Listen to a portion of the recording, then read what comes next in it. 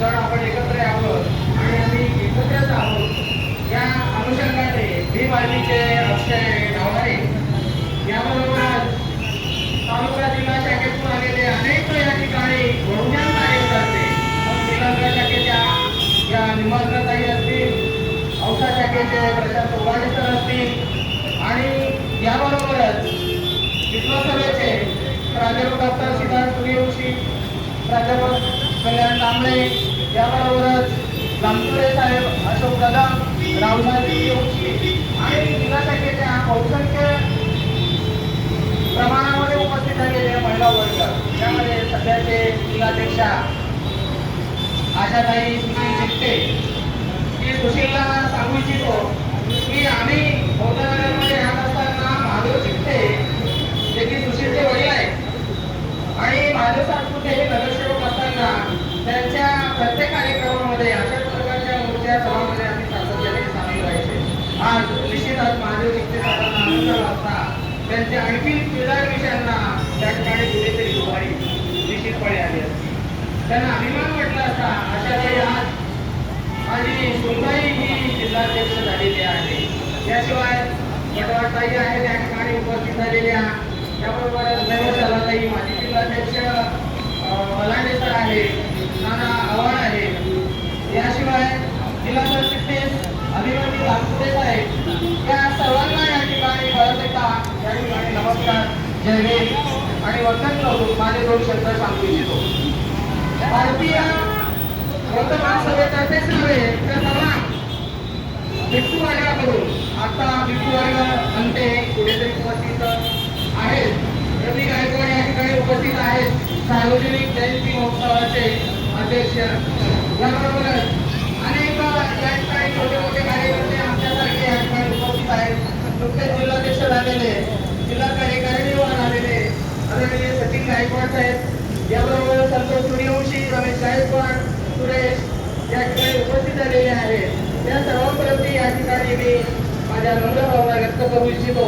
त्या म्हणजे 1949 चा कायदा जो झालेला आहे, तो 1949 चा कायदा रद्द करून भारतीय बौद्ध महासभेचं तीव्रपणे आव्हान आहे, सांगणं आहे की हा कायदा रद्द करून बौद्ध भिक्खूंच्या हातामध्ये बुद्धगया या ठिकाणचं बौद्ध विहार ताब्यात दिलं पाहिजे. तीव्रपणे या ठिकाणी भावना व्यक्त करतो की श्रीलंकेचे म्हणते अनागरिक धम्मपाल यांनी त्यांचं संपूर्ण आयुष्य तिथं वेचलं.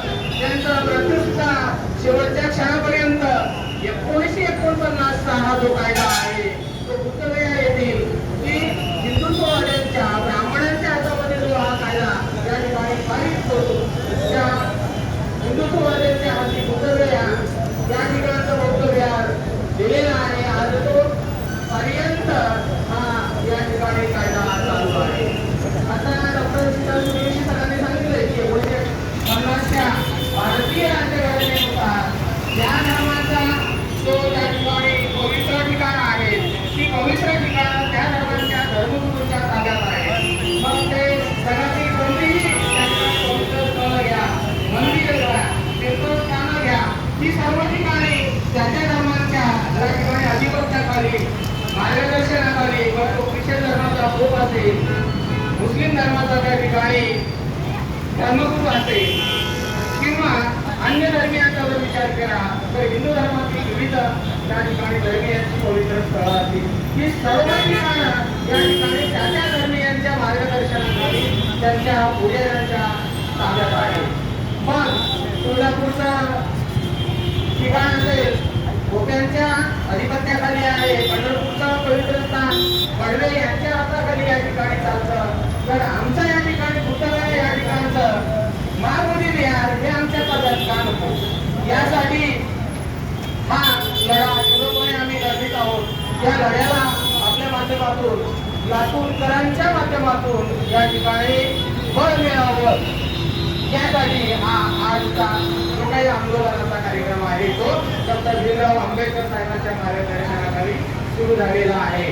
आज आपण पाहतो दिल्ली, मुंबई या ठिकाणचे अनेक परिवर्तनवादी पुरोगामी विचारांचे विचारवंत महिला असतील पुरुष असतील हे सर्व विद्वान त्याची म्हणत आहे की कसल्याही परिस्थितीमध्ये मुक्तगया या ठिकाणचा या ठिकाणी मामुली विहार ते बौद्धांच्या ताब्यात दिलं गेलंच पाहिजे, बौद्ध भिक्षूंच्या ताब्यात दिलं गेलंच पाहिजे. या ठिकाणी सुधाकर आपल्याकडे उपस्थित आहे, डॉक्टर विजय अग्निकरी उपस्थित आहे, पवनी उपस्थित आहे. या सर्वांच्या प्रती या ठिकाणी मी परत एकदा त्या ठिकाणी वंदन करतो. या ठिकाणी सांगतो मला 2 शब्द बोलण्याची संधी दिली. परत एकदा जय भीम, जय भारत.